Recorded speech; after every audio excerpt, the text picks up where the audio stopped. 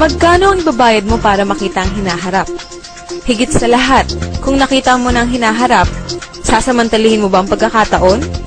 O magiging isang nasayang na pagkakataon? Mga stocks na dapat sana binenta mo, isang lupa na dapat pala binili mo, ang pagkakataong pinalagpas mo. Ilan pang pagkakataon ang darating sa buhay mo? Maaari, ito na ang huli. Kaya makinig kang mabuti.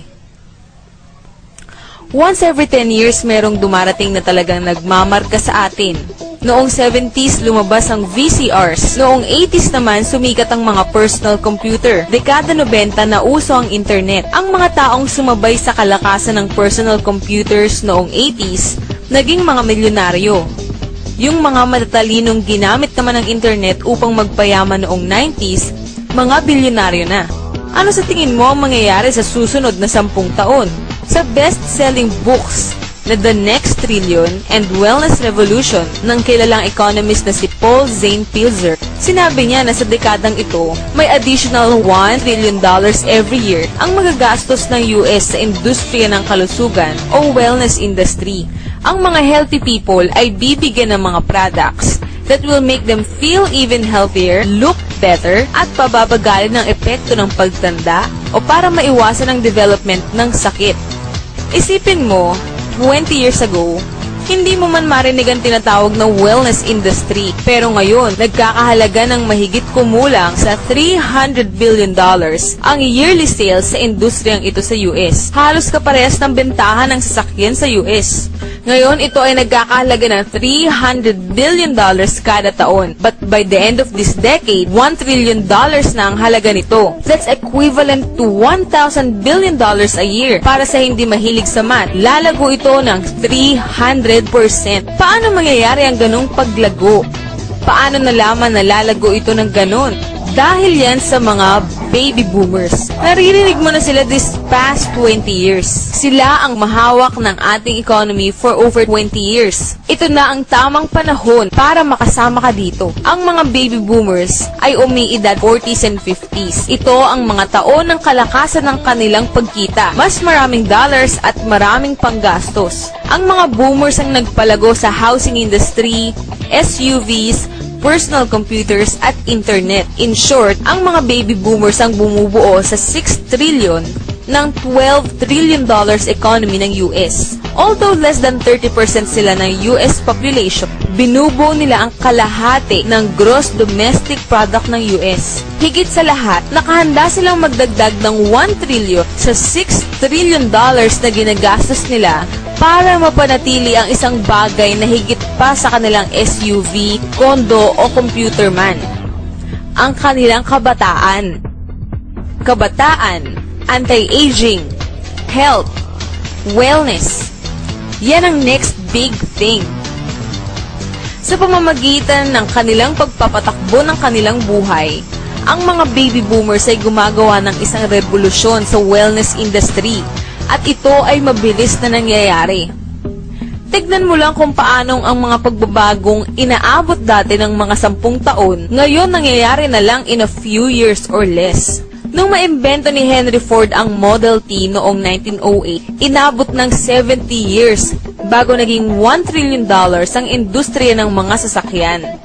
Nang ilabas ng IBM ang pinakaunang personal computer noong 1981, inabot lang ng 10 years upang maging $1 trillion ang computer industry at malagpasan ang industriya ng mga sasakyan.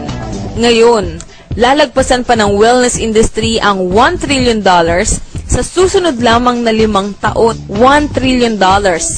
That's $2.7 billion every day, $114 million every hour, $1.9 million every minute.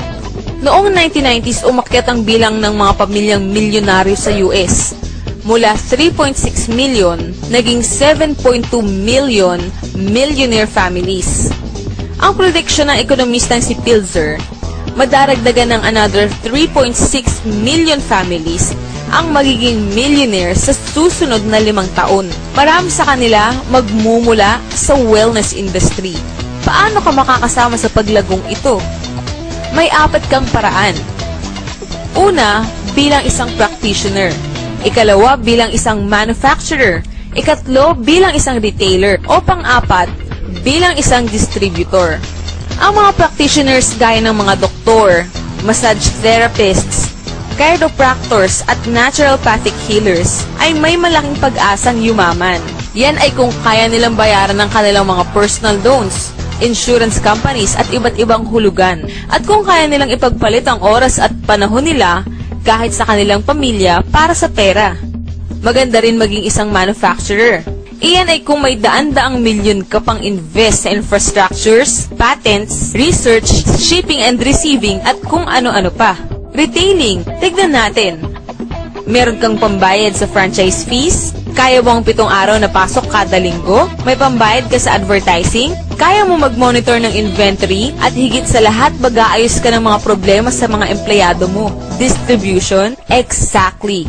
Dahil ang pinakamalaking kayamanan nitong mga nakalipas na 3 dekada ay nanggaling sa mga taong natutong husayin ang pamamaraan ng distribution ng mga bagay-bagay kesa husayin ang pamamaraan ng paggawa ng mga bagay. Gaya na lamang nila Sam Walt ng sikat na Walmart at Fred Smith ng bantog na Federal Express. Pero kung sina Walton at Smith ay nakahanap ng mas magagandang pamamaraan para makarating sa mga mamimili ang mga produktong gusto at kilala nila, ang mga bagong distribution billionaires ng dekadang ito ay yayaman sa pamamagitan ng pag-distribute ng mga products na mas madalas ay hindi pa kilala ng mga mamimili.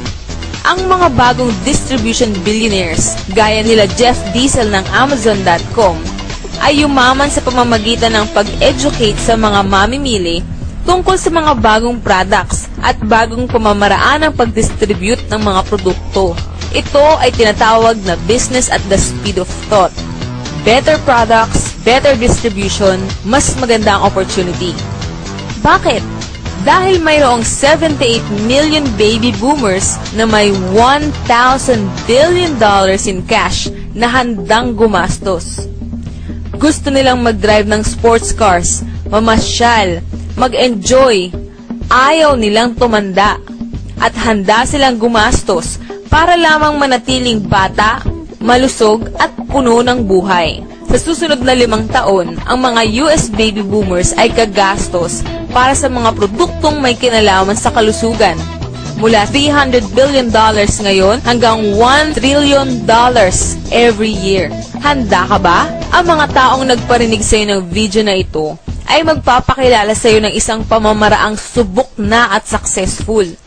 Isang pagkakakitaang pwede mong gawing part-time sa bahay na walang involved na malaking investment, walang mga empleyado, at walang sakit ng ulo, hindi gaya ng traditional na negosyo. Isang negosyo na sa iyong spare time, pwede kang kumita mula ilang daang piso hanggang daang libong piso kada buwan. At dahil isang negosyong pwedeng gawin sa bahay, madaragdagan ka ng kita dahil sa mga matitipid mo sa tax. Imagine 1980 ngayon, 25-year-old pa lang si Bill Gates at naghahanap siya ng mga taong makakasama niya sa kanyang bagong itatayong kumpanya.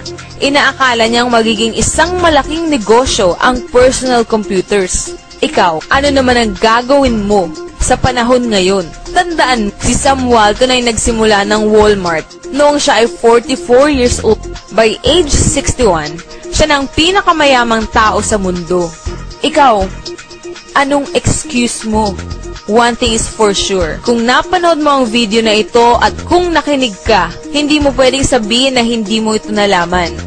Kapag ang mga anak mo at mga apo mo nagtanong tungkol sa mga naging mayaman noong early 21st century, anong sasabihin mo sa kanila? Are you going to explain kung paanong sinamantala mo ang pagkakataon kaya't umasenso ka? O lagi ka nalang magdadahilan sa kanila kung bakit mahirap ang buhay ninyo? Ang mga impormasyon dito ay tunay. Ang timing ay tunay. Ilang pagkakataon pa ang darating sa iyo. Ano man ang gagawin mo, huwag na huwag mong palalagpasin ang isang ito.